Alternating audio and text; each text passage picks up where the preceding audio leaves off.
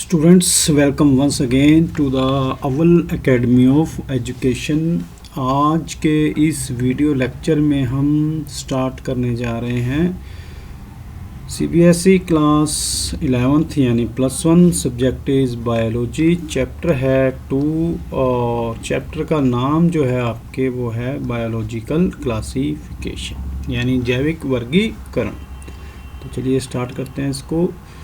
तो जैसा कि नाम से ही आपको पता चल रहा है बायोलॉजिकल क्लासिफिकेशन, दैट मीन्स कि हमने जो है क्लासिफाई करना है, क्या किस तरह करना है, कैसे करना है, वो चलिए देखिए इसमें। तो स्टूडेंट्स एज यू नो कि there are millions of different types of organisms, के बहुत सारे ऑर्गेनिजम्स हैं starting from single celled micro organism कि जैसे लगा लीजिए bacteria to large trees like mango और पाइन और huge animals like elephants and whales. तो इनकी जो रेंज है that is not so surprising, but is the surprising क्या है, इनकी जो कॉम्प्लेक्सिटी है।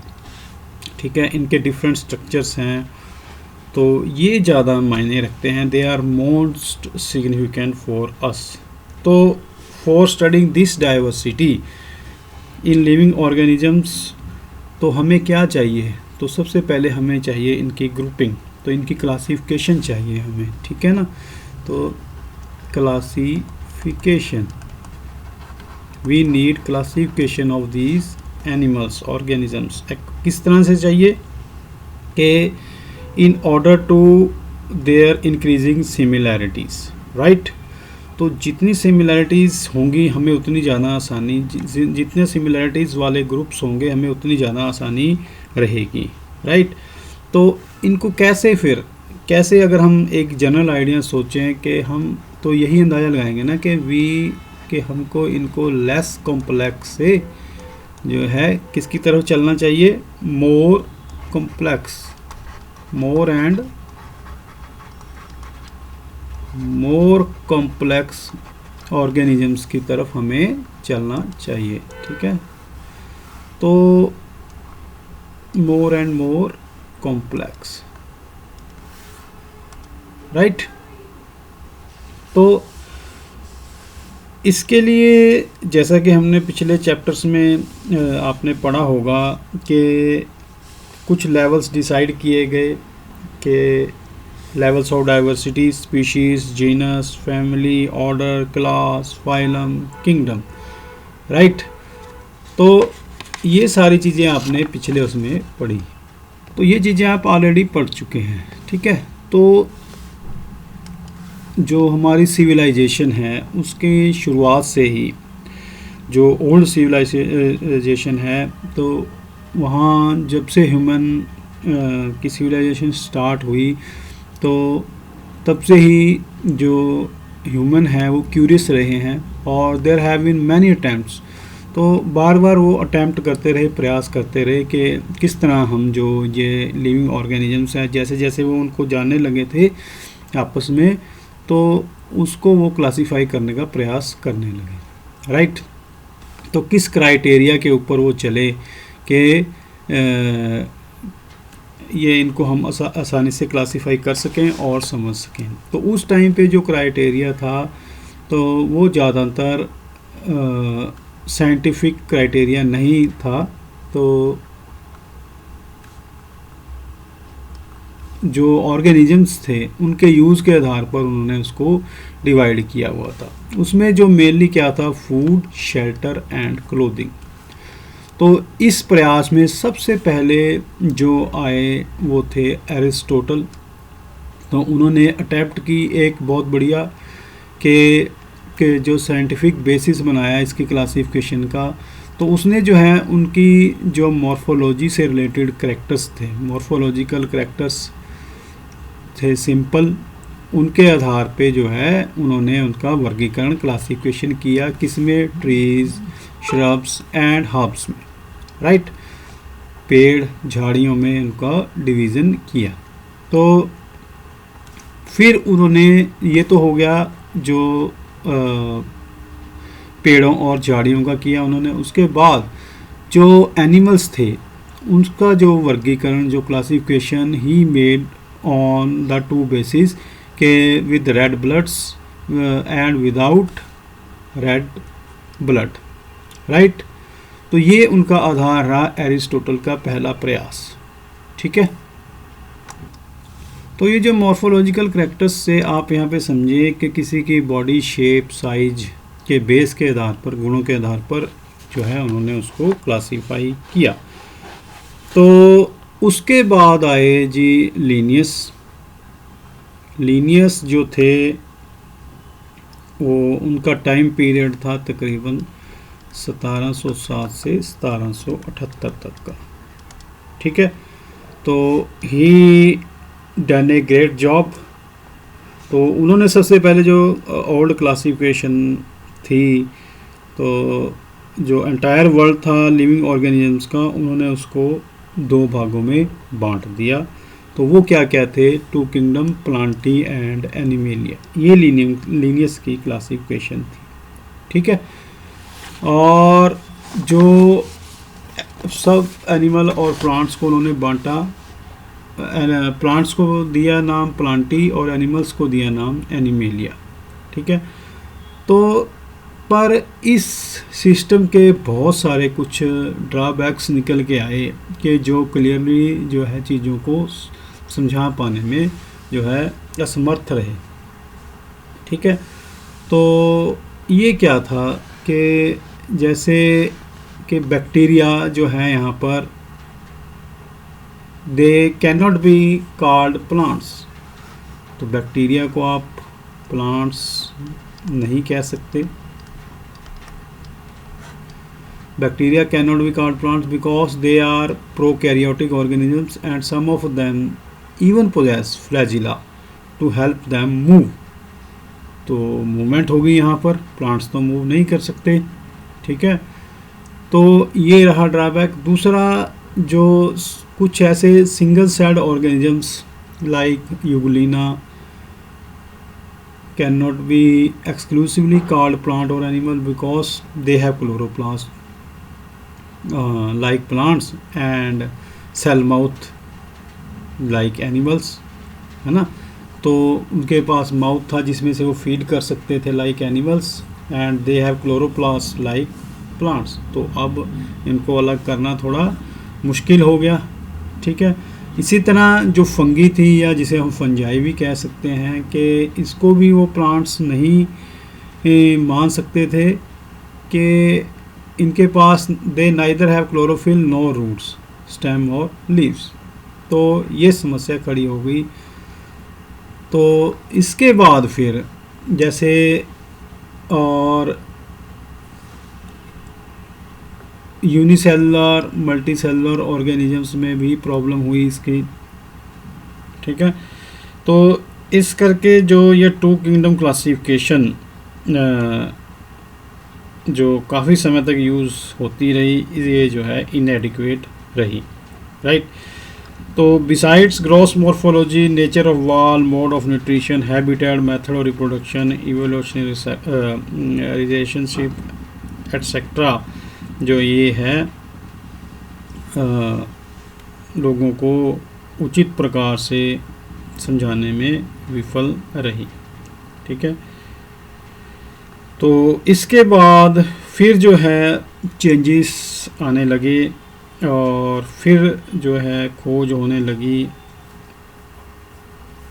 पर इसमें एक चीज़ कॉमन रही कि प्लांट और एनिमल किंगडम जो है कांस्टेंट रहे। ये नाम जो है कांस्टेंट रहे throughout all the classifications from old to new one, ठीक है।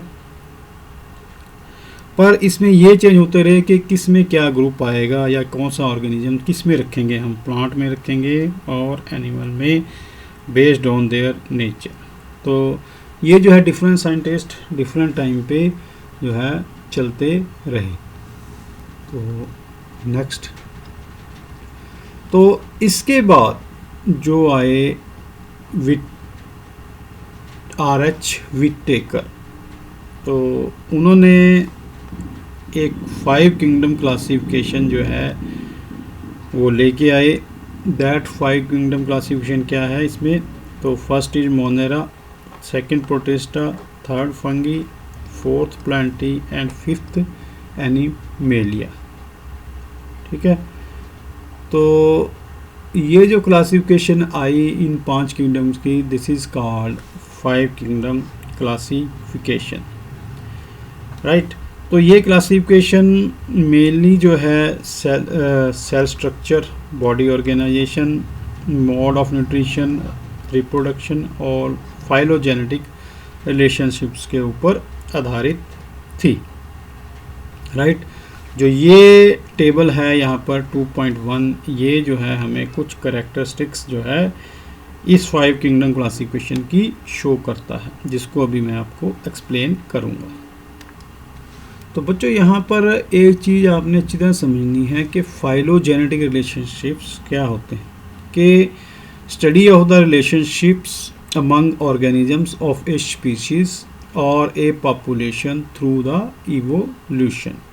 तो इन रिलेशनशिप्स में जो आइडेंटिफिकेशन की जाती है, तो वो कैसे की जाती है, वो जैसे कि डीएनए का यूज़ करके, डीएनए, आरएनए और प्रोटीन सिंथेसिस, आरएनए और यहाँ पर हम कर लिख सकते हैं प्रोटीन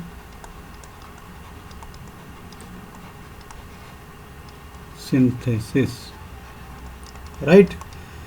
और कंपैरिजन ऑफ एनाटॉमिकल फीचर्स को भी जो है स्टडी कर सकते हैं। ठीक है, तो अब चलिए इसको 5 किंगडम क्लासिफिकेशन को भी हम समझ लेते हैं कि व्हाट इज़ दिस। तो ये जो है हमें जो टेबल है, जैसे हम इसको एक्सप्लेन करने के लिए थोड़ा इसको ब्रॉड कर लेते हैं कि जो पहला करैक्टर है, तो यहाँ पर ये करैक्टर्स दिए गए हैं। तो पहला करैक्टर क्या है, दैट इज सेल टाइप। तो सेल टाइप, तो बच्चों मोनेरा में जो सेल टाइप है, दे आर प्रोकैरियोटिक। यहाँ protista eukaryotic, fungi eukaryotic, Plantae eukaryotic, animalia eukaryotic. तो प्रोकैरियोटिक यूकैरियोटिक तो हम करते हैं, पर आपको क्या सबसे पहले इनको मेन डिफरेंस पता है प्रोकैरियोट्स और यूकैरियोट्स में? तो प्रोकैरियोट्स में जो न्यूक्लियस जो है वो है that is poorly defined. Nucleus is poorly defined prokaryotes में। poorly defined का मतलब कि इनमें जो है न्यूक्लियर मेम्ब्रेन प्रेजेंट नहीं होती, एब्सेंट होती है। The nucleus is poorly defined due to the absence of nuclear membrane.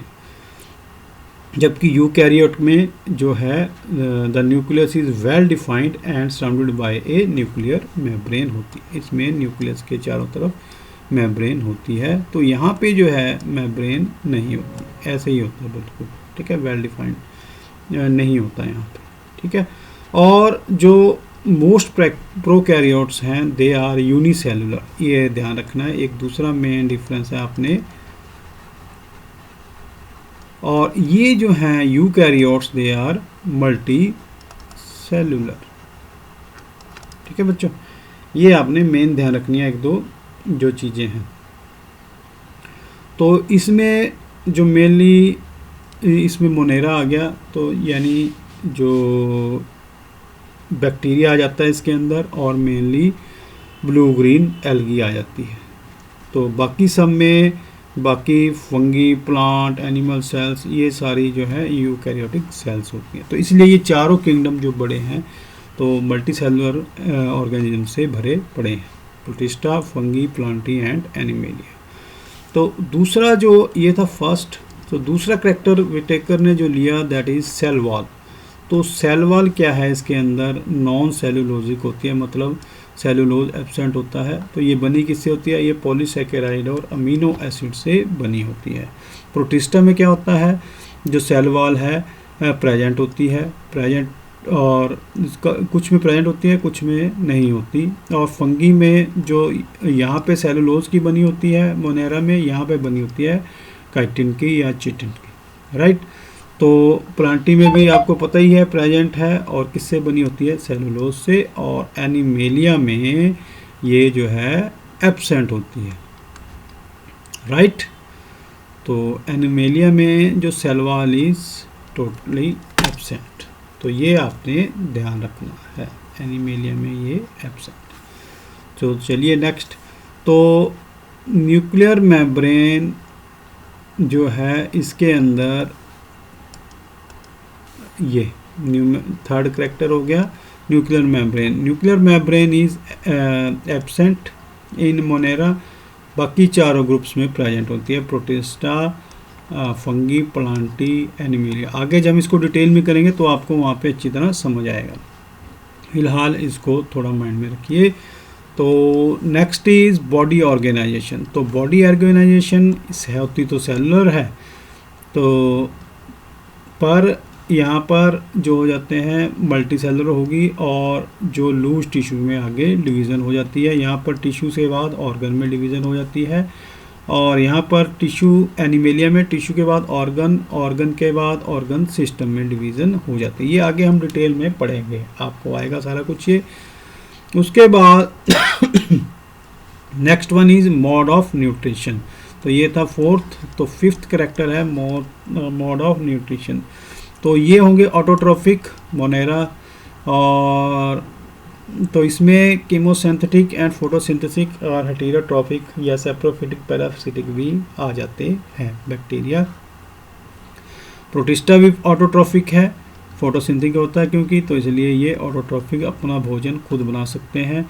ये हेटेरोट्रॉफिक है, इसमें सेप्रोफिटिक और पैरासिटिक ज़्यादा आते हैं। फंगी में प्लांटी भी जो है ऑटोट्रॉफिक है, आपको पता ही है, पौधे फोटोसिंथेसिस से अपना भोजन खुद बना लेते हैं। और एनिमेलिया जो है ये हेटेरोट्रॉपिक है, इसमें होलोजोइक और सेप्रोफिटिक भी आ जाते हैं। ये दूसरों पे डिपेंडेंट हैं अपने भोजन के लिए, इनकी मेन खासियत ये है। तो बच्चों ये था जो टेबल जो विटेकर साहब ने जिसके ऊपर इनकी जो है क्लासिफिकेशन की। तो आगे अब हम चलते हैं, इसको थोड़ा रब करना पड़ेगा यहाँ से, ये इस टेबल के लिए बनाया था हमने। तो चलिए अब, तो इसमें क्या है कि नेक्स्ट कि उसके बाद जो एक 3 डोमेन सिस्टम भी चलन में आया कि जिसने के किंगडम मोनेरा को 2 डोमिनेंट्स में बांट दिया। तो बाकी जो यूकैरियोटिक किंगडम रह गए उनको 3rd डोमेन में। तो इस तरह से जो ये बन गया 6 किंगडम क्लासिफिकेशन। यहाँ पे 2 पार्ट हो गए तो 5 के बन गए 6, ठीक है। तो ये अभी आपके लिए इतना ज़्यादा इम्पोर्टेंस का नहीं है, इसको आप आगे जो क्लासेस हैं उसमें हम पढ़ेंगे, ठीक है। तो अब मेनली आपका फोकस होगा 5 किंगडम क्लासिफिकेशन पे। तो इसमें क्या है कि मेनली जो मैंने आपको कैरेक्टर समझाए, तो मेनली जो 5 किंगडम क्लासिफिकेशन उसके बाद प्रचलन में स्टार्ट हो गया। तो जो अर्लियर क्लासिफिकेशन थी इसमें that included bacteria, blue green algae, fungi, mosses, form, gymnosperm and angiosperm under Plantae, ठीक है। द करैक्टर जिसने आगे इसके बाद इन सब को इकट्ठा किया, क्या the character that unified the whole kingdom was that all organisms included had a cell wall in their cells। तो ये सेल वॉल जो है मेन करैक्टर बन गया। तो इसने जो इसकी वजह से क्या हुआ फिर कि this placed together groups which widely deferred in other characteristics. अब पर उनमें एक चीज़ कॉमन हो गई सेल वॉल, पर बाकी जो ग्रुप थे उनमें बाकी जो करेक्टर्स थे उनके डिफरेंट थे। तो इसके बाद क्या हुआ कि कुछ तो दूरियां पैदा हुई, कुछ नज़दीकियां, कि it brought together the prokaryotic bacteria. नज़दीक कौन आए? Prokaryotic bacteria, blue green algae यानी cyanobacteria, with other groups which were eukaryotic. तो ये थे तो प्रोकैरियोटिक, पर ये नज़दीक इसके आगे यूकैरियोटिक ग्रुप्स के। तो it also group together unicellular organisms and multicellular ones, say for example Chlamydomonas और स्पायरोगायरा। तो ये यूनिसेलुलर और ये मल्टीसेलुलर, तो ये जो है were placed under algae, right. तो ये सारी चीज़ें अब आ गई एल्गी के अंडर। तो ये जो क्लासिफिकेशन है हेटेरोट्रॉफिक ग्रुप और ऑटोट्रॉफिक, मतलब हेटेरोट्रॉफिक हो गई जैसे फंगी और ऑटोट्रॉफिक हो गई जैसे ग्रीन प्लांट्स। तो इनमें भी ये डिफ्रेंशिएट नहीं करता कि जो मेनली है ये क्या, यहाँ पर और कोई डिफरेंस नहीं है, पर सिर्फ उनकी वाल्स की कंपोजिशन में डिफरेंस है। जैसा कि मैंने पहले भी बताया कि फंगी हैड काइटिन और बाकी में क्या है, सेलुलोज, ठीक है। तो इसके बाद जो है अब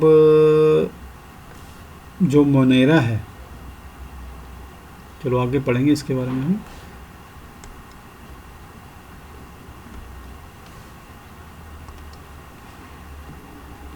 तो बच्चों इन बेसिस जो सेल वॉल वाले बेसिस है, जब इस सब चीज़ों के ऊपर काम हो रहा था तो उस टाइम पे जो फंगी था या फंजाई था, इसको सेपरेट किंगडम फंजाई में डाल दिया गया। तो जो ऑल प्रोकैरियोटिक ऑर्गेनिजम्स, यानी प्रोकैरियोट मीन्स इंडेफिनेट न्यूक्लियस और यूनिसेलुलर, जो ऑर्गेनिजम्स थे तो इनको इन्होंने किंगडम मोनेरा में डाल दिया। और जो ऐसे यूनिसेलुलर ऑर्गेनिजम्स जो यूकैरियोटिक थे, या जो ऐसे यूकैरियोटिक जो यूनिसेलुलर थे, इनको जो है किंगडम प्रोटिस्टा में डाल दिया। तो इस तरह से क्या हुआ कि एक बीच में लिंक बन गया किसका, किंगडम प्रोटिस्टा जो बना, उसने एक लिंक बना दिया क्लैमाइडोमोनास क्लोरेला।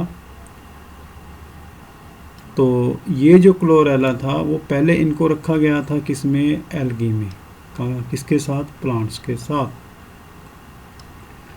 और क्योंकि दोनों के पास सेल वॉल है, तो इन सब को क्लैमाइडोमोनास क्लोरेला जो इनको प्लांटी में रखा गया था, अब इनको रख दिया गया पैरामीशियम और अमीबा के साथ, जिनको जो पहले जो रखे गए थे एनिमल किंगडम में विद लैक सेल वॉल।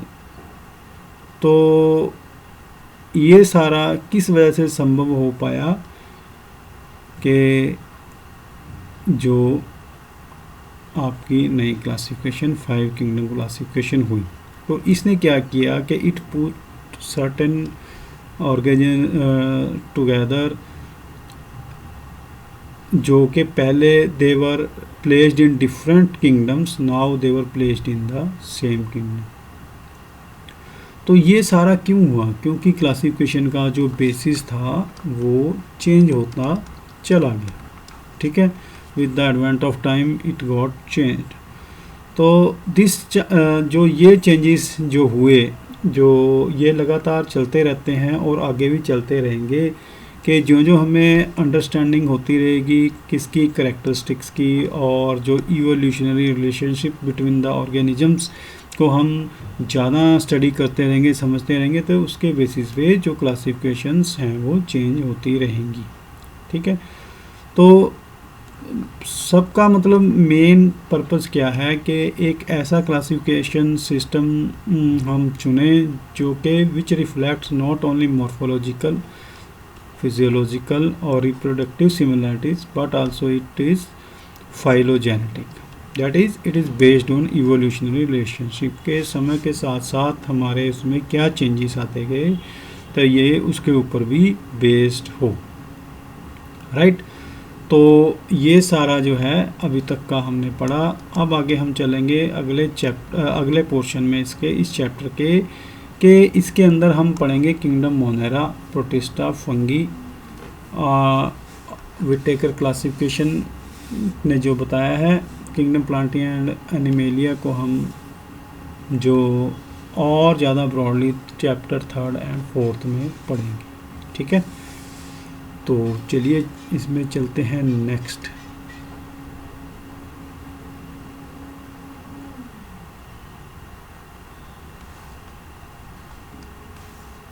तो बच्चों चलिए सबसे पहले हम स्टार्ट करते हैं जी किंगडम मोनेरा। राइट, तो किंगडम मोनेरा को करने से पहले इसके हम कुछ करैक्टर्स देख लेते हैं जो पीछे किए हैं हमने, कि they are unicellular and prokaryotic. जैसा मैंने आपको बताया था कि दे हैव नो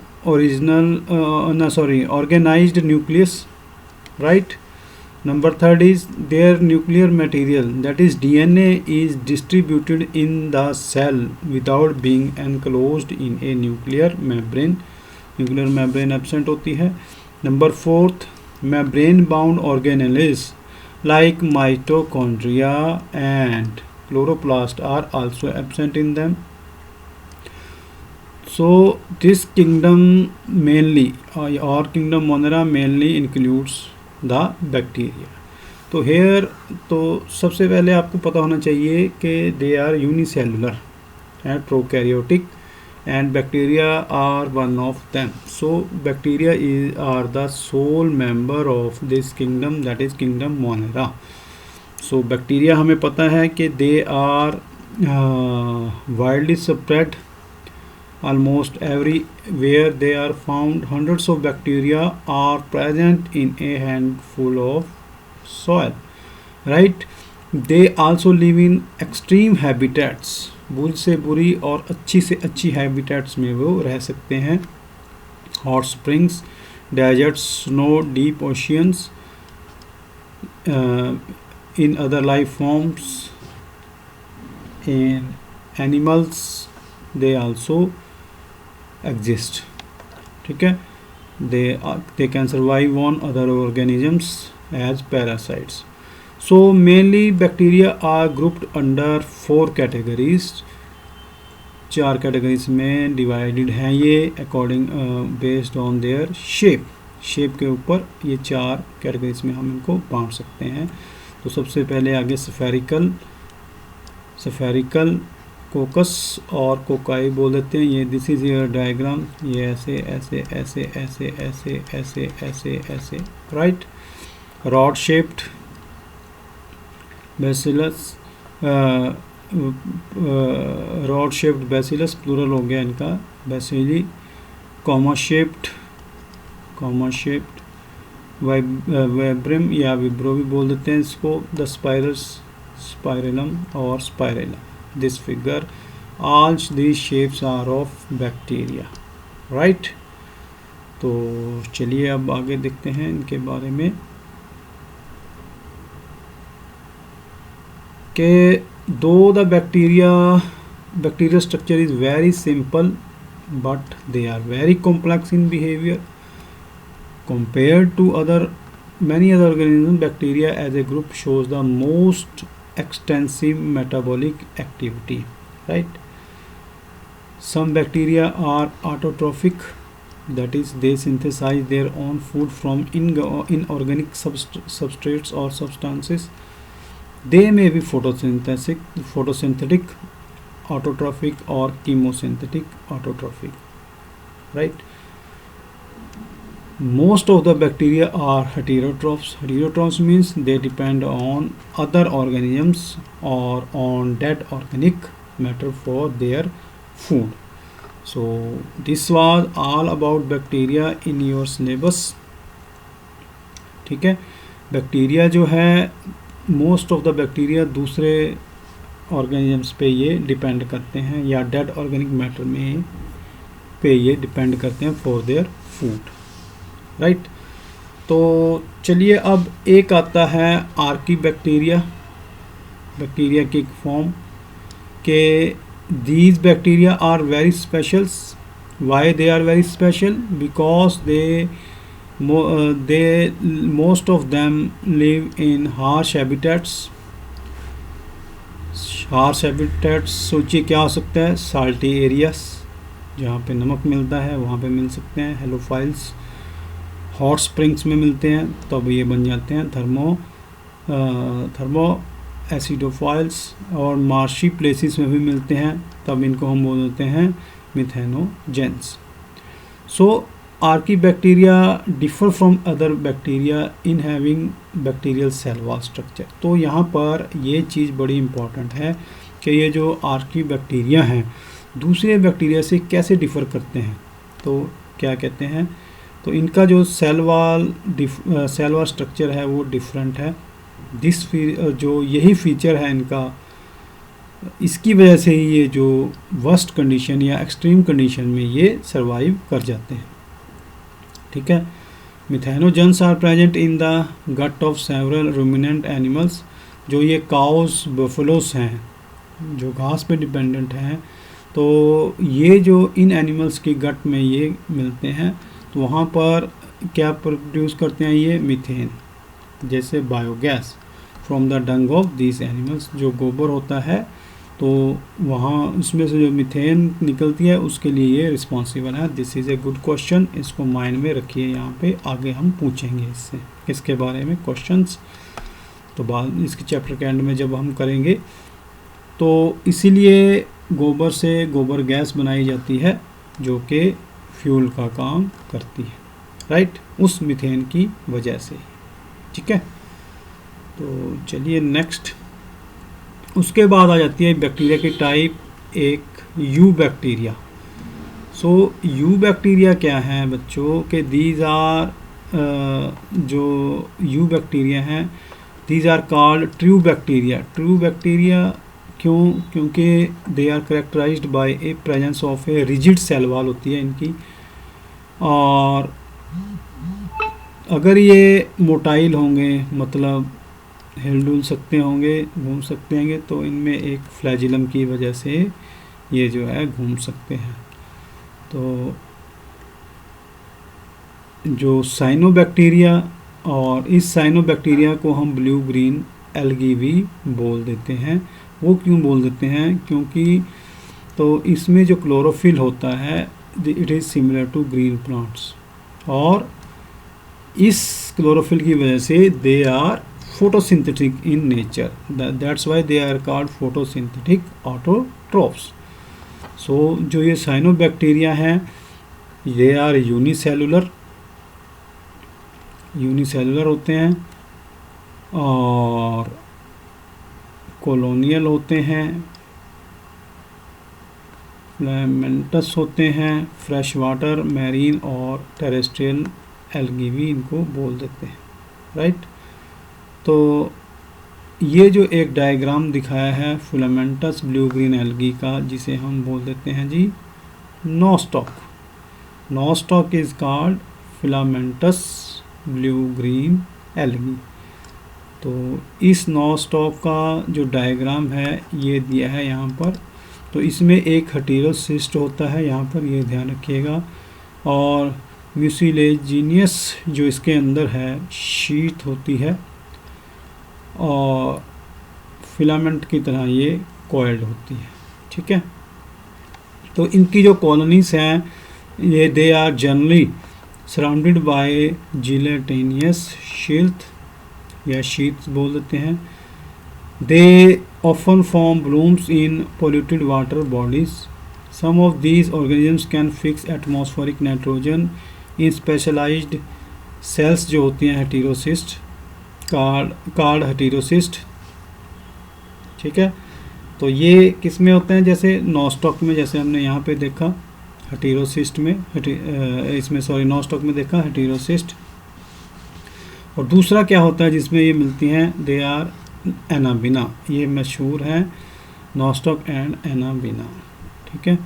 जो chemosynthetic autotrophic bacteria oxidise various inorganic substances जैसे नाइट्रेट्स, नाइट्राइट और अमोनिया, इत्यादि को ये क्या कर देते हैं, ये ऑक्सीडाइज कर देते हैं। तो जो एनर्जी रिलीज होती है इसको वो एटीपी प्रोडक्शन, एटीपी मतलब एडिनोसिन ट्राइफॉस्फेट, ये आगे पढ़ोगे आप, आपको डिटेल में पहले मिलेगा ये बार बार पढ़ने को। तो इसकी प्रोडक्शन करते हैं किससे, ऑक्सीडेशन से। तो they play a great role, किस में प्ले रोल करते हैं ये, कि recycling of nitrogen, phosphorus, iron and sulphur. तो यहाँ पे इनका रोल जो है वेरी इंपॉर्टेंट हो जाता है, क्योंकि जो रिसाइकलिंग का रोल है इनका, नाइट्रोजन की, फास्फोरस की, आयरन की, सल्फर की, दिस इज़ वेरी इंपॉर्टेंट। तो ये सारा पैराग्राफ इंपॉर्टेंट है, इसको माइंड में रखिए आप, ठीक है। तो उसके बाद जो हेटेरोट्रॉफिक बैक्टीरिया, जो आपको पता है जो दूसरे पे डिपेंडेंट होने वाले bacteria, they are most abundant in nature, ठीक है।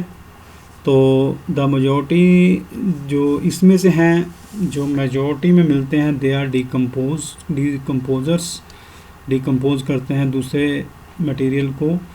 तो इनमें से जो सबसे ज़्यादा इफ़ेक्ट पड़ता है इनका ह्यूमन पे, कि they are helpful in making, कैसे हेल्प करते हैं, आपको आश्चर्यजनक होगा कि कुछ बैक्टीरिया हेल्प भी करते हैं, जैसे दही बनाने में, ठीक है, एंटीबायोटिक्स बनाने में, और नाइट्रोजन फिक्सेशन में। जो लेग्यूमिनस प्लांट्स हैं उनकी जो रूट्स हैं वहाँ पर मिलते हैं ये बैक्टीरिया, तो वहाँ पर ये हमारी हेल्प करते हैं नाइट्रोजन फिक्सेशन में। तो कुछ जो पैथोजेंस हैं ये हमें नुकसान भी पहुँचाते हैं बैक्टीरिया, कि हमारी क्रॉप्स, हमें बीमार कर देते हैं, ह्यूमंस को, क्रॉप्स को डिस्ट्रॉय कर देते हैं, एनिमल्स को बीमार कर देते हैं, पेट्स को बीमार कर देते हैं। कौन कौन सी बीमारियां मिलती हैं इनसे हमें, cholera, typhoid, tetanus, citrus canker, नींबू की बीमारी है, ठीक है। बाकी इनके बारे में तो पता ही है आपको, कॉलरा, टाइफाइड और टेटनस के बारे में। तो इससे हम प्रोटेक्शन के लिए इंजेक्शन, वैक्सीनेशन भी करते हैं। तो ये सारी चीज़ें हैं जो बैक्टीरिया से हमें मिलती हैं, बीमारियां भी, फ़ायदे भी हैं, नुकसान भी हैं। तो एक चीज़ और ध्यान रखने के, तो कैसे डिवाइड करते हैं, कि bacteria reproduce mainly by fission. तो फिशन जो है ये आपको यहाँ पे दिखाया गया, कैसे फिशन से एक बैक्टीरिया से दो बैक्टीरिया बन रहे हैं। यहाँ पे एक बैक्टीरिया से ये दो बैक्टीरिया, ये डिवाइडिंग बैक्टीरियम है, ठीक है। तो कुछ कभी कभी समटाइम्स अंडर अनफेवरेबल कंडीशंस दे प्रोड्यूसेस स्पोर्स, स्पोर भी फॉर्म करते हैं ये। तो ये जो है सेक्सुअल रिप्रोडक्शन से भी कभी सॉर्ट ऑफ सेक्सुअल रिप्रोडक्शन मतलब से भी ये डिवाइड करते हैं। वो क्या है कि इसके अंदर जो ये अपना primitive type of DNA transfer करते हैं एक बैक्टीरिया से दूसरे बैक्टीरिया में। तो ये देखो यहाँ पर ये डीएनए यहाँ पर ट्रांसफ़र हो रहा है एक बैक्टीरिया से दूसरे बैक्टीरिया, ठीक है। ये आपने माइंड में रखना है। तो उसके बाद माइकोप्लाज्मा ऐसे जो हैं ऑर्गेनिजम्स हैं कि they can survive without oxygen, और उनकी जो सेल वॉल उनमें नहीं होती, the cell completely lack a cell wall, ठीक है। तो ये क्या है, ये भी पैथोजेनिक हैं, किसके लिए, एनिमल्स एंड प्लांट्स के लिए, ठीक है। चलिए आगे। तो बच्चों ये हमारा वीडियो अब हो गया है काफ़ी बड़ा, चलो थोड़ा सा और कर लेते हैं इसके अंदर, यहाँ तक कर लेते हैं। डाइनोफ्लैजिलेट्स, यूग्लोनॉइड्स काफ़ी बड़ा हो जाएगा, इसको हम अगले उसके लिए रखेंगे। तो अभी हम करेंगे सिर्फ किंगडम प्रोटिस्टा और क्राइसोफाइट्स। तो चलो यहीं पे ख़त्म करते हैं, ये वीडियो बड़ा हो जाएगा, तो यहाँ पे एंड करते हैं। फिर अगले वीडियो में इसके बाकी पार्ट के साथ करेंगे इसको कंप्लीट करने का। तब तक आप इसको बार बार रिवाइज कीजिए। ये मैंने एनसीईआरटी का लगभग आधा चैप्टर आपको करवा दिया है, तो इसको तब तक आप बार बार रिवाइज कीजिए, समझिए। अगर समझ आए तो हमें जो है लाइक शेयर सब्सक्राइब करना मत भूलिए। ठीक है, अगले वीडियो में फिर मिलेंगे इसके बाकी चैप्टर के साथ। और एक वीडियो हमने स्पेशली जो है इसके क्वेश्चन आंसर्स के देंगे आपको, उसके ऊपर डिस्कशन करेंगे। ठीक है, उसको देखना मत भूलिए। ठीक है, it's till then it's goodbye, thank you.